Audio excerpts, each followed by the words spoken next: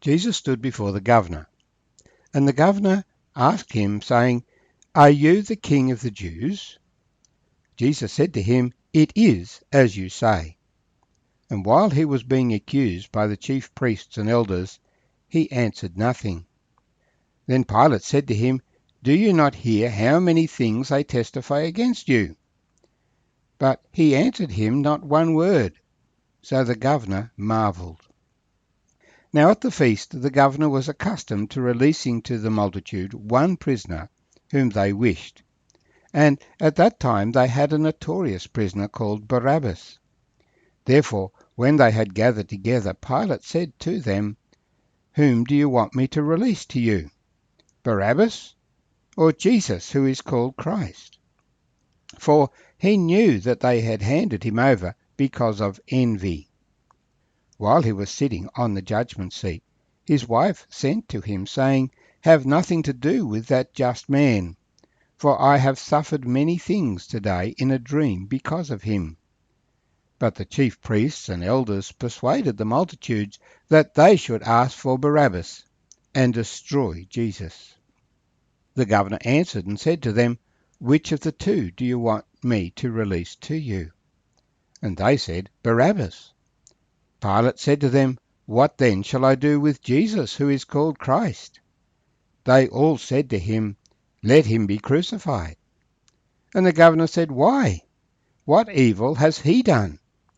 But they cried out all the more, saying, "Let him be crucified." When Pilate saw that he could not prevail at all, but rather that a tumult was rising, he took water and washed his hands before the multitude, saying, "I am innocent of the blood of this just person. You see to it." And all the people answered and said, "His blood be on us and on our children." Then he released Barabbas to them, and when he had scourged Jesus, he delivered him to be crucified. My name's Arthur. Thank you for joining me as we share together from Matthew chapter 27, verses 11 to 26. Matthew's account of the trial of Jesus before Pilate. Again, Matthew's account is brief compared to the other Gospels, and he just highlights some of the particular events. John highlights many more details of what's going on, but the essence is simply this. The chief priests and scribes had handed over Jesus to be executed. Their primary charge was that Jesus claimed to be the King of the Jews, and they then brought many accusations that supported their request that Jesus be executed because he claimed to be the King of the Jews. When Pilate asks Jesus, "Are you the King of the Jews?" Jesus freely confirms that he is. And John explains, he spells out to Pilate that it was a matter of birth. He was born as King of the Jews in the royal family of Israel. To be born is not a criminal offence. As the supporting charges were read out before Pilate as the judge, Jesus made absolutely no defence against any of the claims.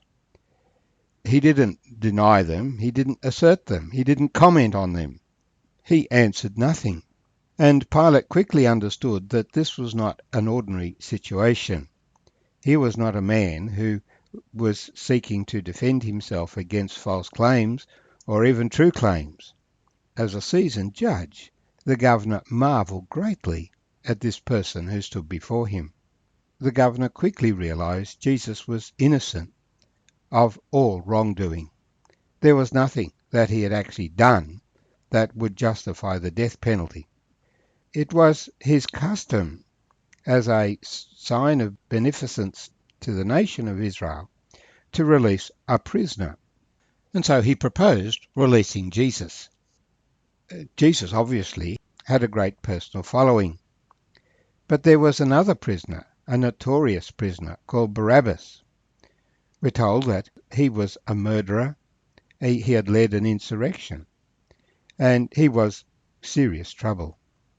And so Pilate poses the question, here's a way out. I'll give them the choice. Jesus, a good man, or Barabbas, a real ratbag. Who will they choose? Any sensible person, for the safety of the community, would choose Jesus rather than Barabbas.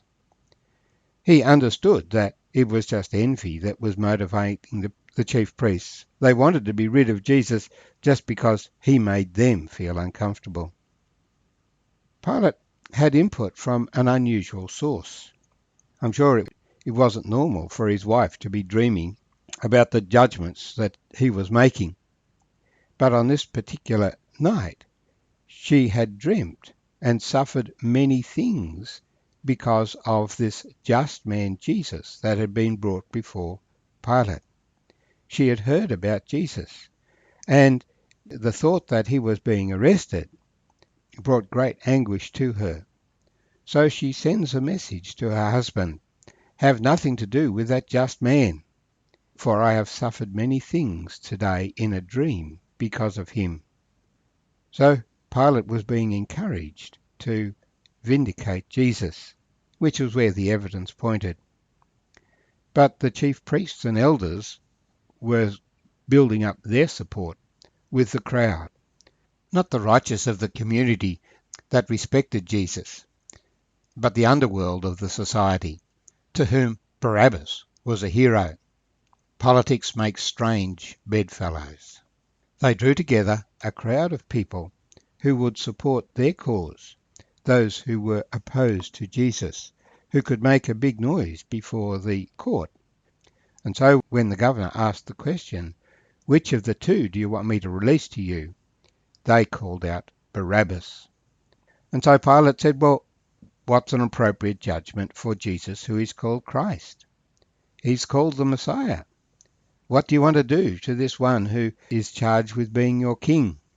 "Let him be crucified," they say. So here was the repudiation of Jesus, who is called Christ. That is, he's the one who people are saying is the future king of Israel. He's the savior of the nation. And the leaders of the nation are saying, we don't want to be saved. We don't want to be saved by Jesus. We want him to be crucified. And Pilate is absolutely perplexed. The question is again, what evil has he done? Can you show me one shred of evidence against him that would justify any kind of penalty? No, they were not interested in evidence. They just wanted to be rid of Jesus. Of course, there are people today who are not interested in the evidence that supports Christianity, that supports the accuracy of the Bible. They want to be rid of God in their thinking. They want to be rid of Jesus in their thinking. They want to be rid of his way of life. They want him to be crucified. They indeed want him to be dead. And the crowd had its way. Pilate was charged with keeping peace in Jerusalem, and this was one of the high days, the day in which in the temple, very close to the judgment seat, lambs were being prepared for slaughter, for the Passover feast. And Pilate's career as a politician depended on him keeping peace in Jerusalem. And the chief priests had stirred up such a tumult that he gave in to their will. He got a bowl and washed his hands and said, "I am innocent of the blood of this just person. You see to it." They wanted him crucified. It was their responsibility. He was claiming to be innocent. He declared Jesus to be just, even as his wife had declared this just man. The crowd there were happy to take responsibility. His blood be on us and on our children, not realizing the consequences for them of choosing bloodshed as the way to solve problems. The nation of Israel has suffered bloodshed at the hands of the Gentiles continually through the centuries since then, because they chose the way of blood. Barabbas was released. Jesus was scourged and delivered to be crucified.